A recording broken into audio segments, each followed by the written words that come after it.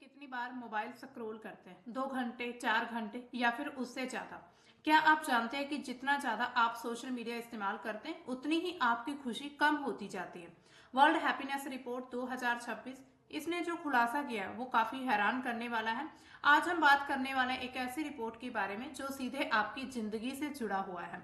World happiness report 2026 इसमें बताया गया कि दुनिया के कुछ लोग खुश हैं या फिर नहीं है, और इसमें सोशल मीडिया का आखिर क्या रोल है। सबसे पहले हम देखते हैं कि रिपोर्ट हमें क्या बताती है। इस रिपोर्ट के मुताबिक दुनिया के कई लोगों में मतलब कई देशों में लोगों की खुशी का लेवल जो है वो काफी ज्यादा कम होता जा रहा है, सतर लगातार गिरता जा रहा है। यहाँ पर अगर आप इस ग्राफ के जरिए समझने की कोशिश करेंगे, यहाँ पर एकदम से खुशी का सत्र काफी ऊंचा हुआ और उसके बाद एकदम से गिरना शुरू हो चुका है। और इसकी एक सबसे बड़ी वजह है सोशल मीडिया का लगातार बढ़ता इस्तेमाल। और ये जो हम खुशी का लेवल गिरता हुआ देख रहे हैं, ये सबसे ज्यादा यंग जनरेशन में हमें देखने को मिल रहा है। अब देखिए सोशल मीडिया और खुशी का आपस में कनेक्शन क्या है। लेकिन अगर हम यहाँ पर कुछ स्क्रीन टाइमिंग की बात करें, यानी कि आप कितना टाइम अपना मोबाइल यूज करते हैं, सोशल मीडिया यूज करते हैं, इसमें कुछ सिद्धांत यानी कि कुछ रूल जैसे फॉलो करने चाहिए। जिस तरह से कि आदर्श समय क्या रहता है, दिन में 1 घंटे से कम उपयोग करने वालों युवा जो है वो काफी ज्यादा यानी कि सबसे ज्यादा खुश है। तो पूरे दिन में 1 घंटे से कम सोशल मीडिया यूज करते हैं या फिर बहुत ही कम समय अपने स्क्रीन पर बिताते हैं। इसके साथ 2.5 घंटे से ज्यादा का समय जो है वो मानसिक स्वास्थ्य के लिए हानिकारक हो जाता है, यानी कि 2.5 घंटे से ज्यादा अगर आप लगातार सोशल मीडिया देखते हैं तो वो आपके लिए खतरनाक होगा। सबसे ज्यादा जोखिम जो हो रहा है वो 15 साल की लड़कियां जो दिन में 5 घंटे से भी ज्यादा ऑनलाइन रहती हैं। इसका अगर हम थोड़ा कंक्लूजन ओवरव्यू निकालें तो सीमित उपयोग सामाजिक जुड़ाव बढ़ाता है, यानी कि जो लोग इसको लिमिटेड यूज करेंगे वो उनका जो सोशल कनेक्शन है वो बूस्ट होगा। लेकिन जब इसको ओवर यूज किया जाएगा तो ये आपको डिस्ट्रॉय भी कर सकता है। इसके साथ ही अगर हम देखें सोशल मीडिया खुशी का आपस में कनेक्शन क्या रहता है, तो पहले क्या होता था, लोग अपनी जिंदगी जीते थे। अब लोग क्या है वो दूसरों की जिंदगी को देखने में लगे हुए हैं, यानी कि दूसरों की लाइफ कैसी है। आपने भी लगातार देखा होगा इंस्टाग्राम, फेसबुक, टिकटॉक, इन सभी पर हर कोई अपनी परफेक्ट लाइफ दिखाता है, यानी कि उनकी लाइफ जो है वो काफी परफेक्ट है। आप चाहे सेलिब्रिटीज की बात करें, चाहे आप इन्फ्लुएंसर की बात करें, उनको जब आप सोशल मीडिया पर देखेंगे तो आपको लगेगा कि बस उनकी लाइफ जो है वो बिल्कुल परफेक्ट है। लेकिन असल में वह सिर्फ उनकी लाइफ का एक हाईलाइट होता है, यानी कि वो सिर्फ अच्छी चीजें ही सोशल मीडिया पर, यानी कि खुद की लाइफ जो उनकी जहां पर से परफेक्ट लगे वो सिर्फ वही सोशल मीडिया पर दिखाते हैं। इसमें क्या है कि जब आप दूसरों की खुशियों को देखते हैं तो आपको क्या लगता है कि आपकी जिंदगी जो है वो उतनी अच्छी नहीं है जितनी दूसरों की, और यहीं से फिर शुरू हो जाता है कंपैरिजन और स्ट्रेस, यानी कि आप खुद की लाइफ को हम जो है दूसरों के साथ कंपैरिजन करते हैं। इसके साथ युवाओं पर इसका सबसे ज्यादा असर कैसे पड़ रहा है, क्योंकि युवा जो है यंग जनरेशन यानी कि आज को जिन हम जेन जी जिनको बोल सकते हैं, वो बहुत ज्यादा स्क्रीन टाइम यूज करते हैं, कम रियल लाइफ इंटरेक्शन होती है, यानी कि वो ज्यादा से ज्यादा समय जो अपना सोशल मीडिया पर बताते हैं रियलिटी में, यानी कि अपनी फैमिली से काफी कटते जा रहे हैं, दूर होते जा रहे हैं, अपने फ्रेंड सर्कल से दूर हो रहे हैं, लगातार खुद का कंपैरिजन करते हैं दूसरों के साथ। इसके साथ ही अगर हम देखें कि ऐसे कौन से ऐप्स हैं जो आपको खुशी दे सकते हैं। अब देखिए सोशल मीडिया पूरी तरह से हम बुरा नहीं कह सकते, क्योंकि सोशल मीडिया पर भी आपको बहुत सारी इंफॉर्मेशन मिलती है, नॉलेज मिलती है। लेकिन जब आपको इसको हद से ज्यादा यूज करना शुरू कर देते, एक लिमिट से ज्यादा सोशल मीडिया का यूज होता है, तो वो आपके लिए खतरनाक हो सकता है। अब इसमें नेगेटिव इम्पैक्ट किन एप्स का बढ़ता है, इंस्टाग्राम, टिकटॉक, यानी कि इनका फोकस क्या रहता है, विजुअल कंटेंट और इन्फ्लुएंसर जो रहते हैं लगातार यानी कि उनको देखना, इससे नेगेटिव इफेक्ट पड़ता है। इसके साथ ही लगातार स्क्रॉल करने वाला जो एल्गोरिदम है वो भी काफी ज्यादा नेगेटिव इम्पैक्ट डालता है हमारी हेल्थ पर। इसका नतीजा क्या होता है कि हम दूसरों से तुलना करते हैं, डिप्रेशन और चिंता में लगातार बढ़ते चले जाते हैं, यानी कि हमें फिर ऐसा लगता है कि भाई दूसरे की लाइफ अच्छी है, काश काश मेरी लाइफ ऐसी होती, मैं उस तरह से रह पाता, इस तरह से रह पाता। तो ऐसे में क्या है, जब हम दूसरों के साथ कंपेयर करेंगे तो हमें हमारे अंदर हमारा जो माइंड सेट बना है वो हमें खुद बे खुद ही स्ट्रेस की तरफ लेकर जाएगा। इसके अलावा इसका पॉजिटिव जो हम एप्स देखें वो कौन से हैं सोशल मीडिया के, व्हाट्सएप और मैसेजिंग ऐप। यहाँ इसका फोकस क्या है इन एप्स का, दोस्तों और परिवार से सीधी बातचीत करना। आप वीडियो कॉल, वॉइस कॉल के जरिए अपनी फैमिली से बात कर सकते हैं। इसका नतीजा क्या निकलता है व्हाट्सएप और मैसेजिंग ऐप का, वास्तविक रिश्ते मजबूत होते हैं, खुशी में वृद्धि मिलती है। जब आप किसी अपनी फैमिली मेंबर से बात करते हैं, आप किसी अपने फ्रेंड सर्कल से बातचीत करते हैं, तो फिर आपको क्या अंदर से खुशी मिलती है। इसके साथ अगर हम देखें कि दुनिया का जो खुशहाली इंडेक्स है वो उसमें कौन सी कंट्रीज जो है वो टॉप है।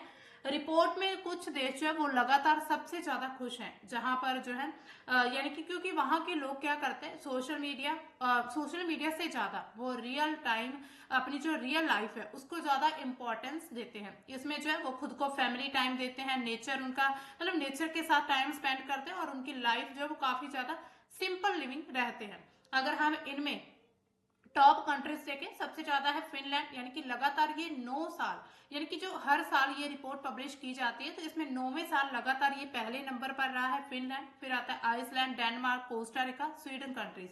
यानी कि अगर हम वेस्टर्न कंट्रीज में बात करें, यहाँ पर यूरोपियन कंट्रीज की, इनमें ये कंट्रीज जो है ये लगातार टॉप पर बनी हुई है।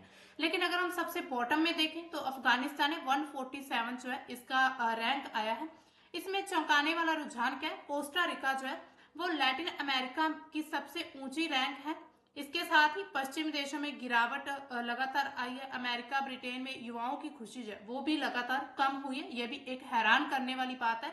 इसमें स्थिरता क्या, मध्य पूर्व में युवाओं की खुशहाली जो है वो अभी तक स्थिर है। यानी कि ये 2026 की जो यानी कि रिपोर्ट है जो पब्लिश हुई है 2026 में, है ये रिपोर्ट 2025 की, तो इसमें जो है मध्य पूर्व में आज जहां पर लगातार युद्ध की सिचुएशन बनी हुई है वहां की युवा की खुशी जो है वो भी काफी स्टेबल रही है, यानी कि वो भी इतना ज्यादा यूज नहीं कर पाए। इसके साथ ही अगर हम देखें कि इसमें जो सोशल मीडिया, ये पूरी तरह हम इसको गलत नहीं मानेंगे, क्योंकि इसका जो ओवर यूज है हमेशा वही खतरनाक रहता है। अगर आप सोशल मीडिया को लगातार कंट्रोल में रखते हैं और कंट्रोल के साथ आप एक लिमिटेड टाइम में आप सोशल मीडिया का यूज करते हैं तो ये आपको इंफॉर्मेशन कनेक्शन लगातार देगा। लेकिन अगर ये आपको कंट्रोल करे, मान लीजिए सोशल मीडिया आपको कंट्रोल कर रहा है या फिर आपका मोबाइल आपको कंट्रोल कर रहा है, तो ये आपकी खुशी को छीन सकता है। अब हम भारत की बात करेंगे इस रिपोर्ट में। भारत का रिपोर्ट कार्ड क्या 2026 का, तो भारत की रैंक जो है वो 116 नंबर पर है, यानी कि 147 कंट्रीज में भारत जो है वो 116 नंबर पर आता है। ये बहुत ही ज्यादा हमारे लिए हम मान सकते हैं एक वर्स्ट रैंक है, यानी कि इतनी अच्छी रैंक हम इसको नहीं मान सकते। इसके अलावा कुल स्कोर की बात करें तो 4.536 स्कोर है, यानी कि इस रिपोर्ट के अकॉर्डिंग भारत में भी लोग जो है वो काफी ज्यादा दुखी हैं। प्रगति क्या हुई है, 2025 में हमारी रैंक 118 थी, लेकिन अब 2 रैंक जो है वो बढ़ चुके हैं, हम हमारी ऊपर हो चुकी है, यानी कि 2 रैंक में इतना कुछ नहीं है। लेकिन इंपॉर्टेंट बात क्या है कि भारत दुनिया की सबसे तेजी से बढ़ती अर्थव्यवस्था में से एक है, लेकिन खुशहाली में औसत से भी काफी पीछे है, यानी कि जो एवरेज रहता है ना, एवरेज रैंक, उससे भी हम जो है वो काफी पीछे हैं। इसके साथ अगर हम देखें हमारे जो पड़ोसी कंट्रीज जिसमें पाकिस्तान है वो भी हमसे आगे है। हम यहाँ पर इसको एक हैरानी वाली बात मान सकते हैं। जब ये सर्वे किया जा रहा था यानी कि हैप्पीनेस रिपोर्ट का, तो इसमें जो पाकिस्तान जैसी कंट्री, यानी कि जिसको लगातार हम खुद से कंपेयर करते हैं या फिर हम खुद को उससे कंपेयर करते हैं, तो इसमें क्या है, पाकिस्तान जो है वो हमसे आगे है। अब देखिए खुशहाली के जो पैमाने हैं, अर्थशास्त्र और स्वास्थ्य, ये सब क्या है, प्रति व्यक्ति जीडीपी, यानी कि जीडीपी पर कैपिटा, इसमें हमारा जो रैंक आया वो 89 है भारत का। देश की आर्थिक समृद्धि इसमें दिखाई गई, तेजी से बढ़ती अर्थव्यवस्था, लेकिन बहुत बड़ी जनसंख्या के कारण प्रति व्यक्ति जो हमारी इनकम है, पर कैपिटा इनकम, वो बाकी जितनी भी डेवलप्ड नेशन है उनसे बहुत ही कम है। इसके साथ ही हेल्थी लाइफ एक्सपेक्टेंसी क्या है हमारी, स्वास्थ्य जीवन प्रत्याशा, इसमें उम्र जो है 58.2 वर्ष एवरेज है। स्वस्थ रहकर जीने की ये औसत उम्र है, यानी कि जो हेल्दी रहकर जी सकते, यहाँ पर करीब मान सकते 58 ईयर जो एवरेज रह चुकी है हर एक व्यक्ति की जो एज है इंडिया में। भारत की स्थिति क्या है, प्रदूषण, खराब जीवन शैली के कारण हम फिनलैंड और जापान से बहुत ही ज्यादा पीछे है। यानी कि फिनलैंड कहाँ पर टॉप पर है, 1 नंबर रैंक उसकी एक, और हमारी रैंक है 116, यानी कि बहुत ही बुरी हमारे लिए ये एक तरह से रैंक है। इसमें समाज और आजादी के पैमाने क्या, सामाजिक सहयोग, इसमें हमारा जो रैंक वो 123 है, काफी ज्यादा कंसर्निंग है, यानी कि काफी ज्यादा चिंताजनक है। सिर्फ मतलब 123 रैंक, आप खुद सोचिए, एवरेज से भी हम बहुत पीछे हैं। इसका मतलब कारण क्या है, मुसीबत के समय किसी भरोसेमंद इंसान का होना, ये बहुत ही ज्यादा एक तरह से सहयोग माना जाता है इसको। जब किसी को हेल्प पड़ती है, तो जब किसी को हेल्प की नीड होती है, जरूरत पड़ती है, तो हम उसके पास नहीं होते, ये हमें इस रैंक से यही पता चलता है। मजबूत पारिवारिक ढांचे के बावजूद हमारा जो शहरीकरण लगातार बढ़ता जा रहा है, अकेलेपन ने सामाजिक समर्थन को कम किया, यानी कि हम सोसाइटी की में एक दूसरे की हेल्प नहीं कर पा रहे हैं। तो ये हमारे लिए बहुत ही बुरी यहाँ पर सिचुएशन है, हमारे लिए बहुत ही ज्यादा शर्म की बात हम इसको मान सकते हैं कि हम इतने यानी कि सामाजिक सहयोग के रैंक में भी हम बहुत ज्यादा पीछे हैं। इसके अलावा जीवन चुनने की स्वतंत्रता रैंक हमारी जो है 61 सकारात्मक, थोड़ा इसको हम पॉजिटिव मान सकते हैं। इसमें क्या है, करियर, विवाह जैसे फैसले लेने की आजादी को देखा गया। तो भारत की स्थिति यहाँ पर थोड़ी सी वेल परफॉर्मिंग किया है भारत में। ये भारत के लोकतांत्रिक मूल्य, बढ़ती व्यक्तिगत स्वतंत्रता को भी दर्शाता है, किस तरह से हमारी जो इंडिविजुअल हम अपनी जो फ्रीडम चाहते हैं वो कैसे हमें जो मतलब अच्छे रैंक की तरफ ले रही है। इसके साथ ही वैल्यूज एंड सिस्टम में बात करें तो उदारता, यानी कि इसका मतलब क्या होता है कि दूसरों की मदद करना या फिर दान देना, ये इसमें भी हमारी जो स्थिति वो एवरेज ही है। भारतीय संस्कृति में परोपकार का महत्व है, लेकिन आर्थिक तंगी के कारण वित्तीय दान स्कोर लगातार ये औसत ही बना रहा है। इसके अलावा भ्रष्टाचार में बात करें तो 64 रैंक है, थोड़ा सुधार देखा गया। सरकार और संस्थाओं में पारदर्शिता देखने को मिली, हालांकि ये रिपोर्ट है, सर्वे कहता है, लेकिन हमें रियलिटी में सभी को पता है कि कितनी हमारे कंट्री में जो है ट्रांसपेरेंसी है किसी चीज को लेकर, कितनी हमारे यहाँ पर अकाउंटेबिलिटी रहती है। डिजिटल गवर्नेंस ने यानी कि यूपीआई ने भ्रष्टाचार को कम किया है, इसी कारण भारत की रैंकिंग में थोड़ा उछाल हुआ है इस पैरामीटर को लेकर, यानी कि भ्रष्टाचार को। इसके अलावा बड़े बदलाव क्या हुए भारत में, पुरानी मान्यताएं लगातार टूटी हैं। युवा बनाम बुजुर्ग की बात करें तो अमेरिका और पश्चिमी यूरोप में भी 25 साल से कम उम्र के लोग जो है वो अपने आप को बुजुर्गों की तुलना में कम खुश है। यानी कि हम अगर यहाँ पर अगर हम ओल्ड एज पर्सन होते हैं, यानी कि जो ज्यादा मतलब एल्डर लोग हैं, उनसे भी कम खुश है युवा पीढ़ी। इसके अलावा पैसा बनाम रिश्ते देखें तो केवल अमीर होना ही यहाँ पर काफी नहीं होता, यानी कि ये नहीं है कि अगर आप अमीर हैं तो आप बहुत ज्यादा खुश हैं। कोस्टा रिका एक ऐसी कंट्री है जहां पर जो है यानी कि मजबूत पारिवारिक रिश्ते हैं, और वहां पर धन कम होने की वजह से भी कोस्टा रिका जो कंट्री है वो टॉप 10 यानी कि टॉप 5 कंट्रीज में से आई है। इसका मतलब यह है कि पैसे का मतलब ये नहीं है कि आप खुश है, हो सकता है आपके पास पैसा बहुत ज्यादा हो, जैसे कि हम यूएसए और वेस्टर्न कंट्रीज की बात करें, वहां पर लोगों के पास पैसा बहुत ज्यादा है, लेकिन वो खुशहाली के रैंक में इतना ज्यादा ऊपर नहीं आ पाए हैं।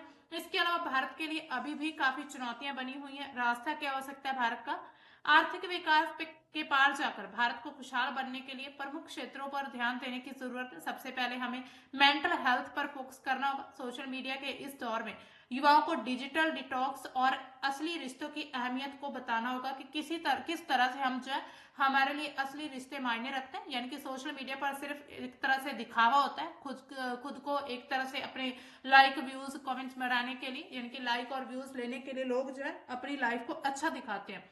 इसके साथ ही आय की असमानता भारत में, अमीर गरीबी का भेदभाव बहुत ही ज्यादा है। भारत में क्या सिचुएशन है, अमीर बहुत ज्यादा अमीर है और गरीब बहुत ही ज्यादा गरीब है। इसके बीच जो ये खाई है वो और ज्यादा गहरी हो रही है, इसको भरना होगा भारत में। सामाजिक सुरक्षा के बुजुर्ग, जरूरतमंद, शहरी अकेलेपन से जितने भी लोग जूझ रहे हैं उनके लिए एक तरह से मजबूत सपोर्ट सिस्टम को बनाना होगा। तो दोस्तों ये जो वर्ल्ड हैप्पीनेस रिपोर्ट है 2026, ये जो अभी जारी की गई है ऑक्सफोर्ड यूनिवर्सिटी के वेल बीइंग रिसर्च सेंटर के द्वारा, यानी कि UN sustainable development solutions network और जितने भी एक्सपर्ट्स होते हैं उनके द्वारा ये हर साल जारी की जाती। भारत का इसके में रैंक बहुत ही बुरा आया, 116 नंबर। वहीं पर अगर हम नॉर्डिक कंट्रीज की बात करें, Finland, Denmark, Iceland, Sweden, Netherlands, ये लगातार टॉप पर बने हुए। लेकिन यहाँ पर सवाल क्या उठता है कि क्या आप सच में खुश हैं या सिर्फ सोशल मीडिया पर खुश होने का दिखावा कर रहे हैं। आज से ही आप कोशिश करें, स्क्रीन टाइम को कम करें। अगर आप अपने मन की खुशी को बढ़ाना चाहते हैं, अगर आप सच में रियल लाइफ में आप खुश रहना चाहते हैं, तो ज्यादा समय आप जो अपना रियल लाइफ में बिताएं, यानी कि सोशल मीडिया, मोबाइल से हटकर अपने नेचर के साथ आप कुछ टाइम स्पेंड करें, अपनी फैमिली के साथ टाइम बिताएं और खुद को दूसरे से कंपेयर करना बंद करें। जिस तरह से कि हम देखते हैं कि लगातार जो इन्फ्लुएंसर्स होते हैं या सेलिब्रिटीज होते हैं, बॉलीवुड एक्टर्स एक्ट्रेस होती हैं, तो उनको देखकर हमें लगता है कि उनकी लाइफ बहुत ही स्मूथ चले, लेकिन आपने कभी उनके इंटरव्यू अगर देखे तो वो अपनी लाइफ का थोड़ा सच भी बताते हैं कि किस तरह से उनकी ये मजबूरी होती है खुश दिखना। अगर आपको ये जानकारी अच्छी लगे तो वीडियो को लाइक करें, शेयर करें और कमेंट में बताइए आप दिन में कितने घंटे सोशल मीडिया का इस्तेमाल करते हैं। ऐसे ही जरूरी और सच्ची खबरों के लिए हमारे चैनल को सब्सक्राइब करना मत भूलिए।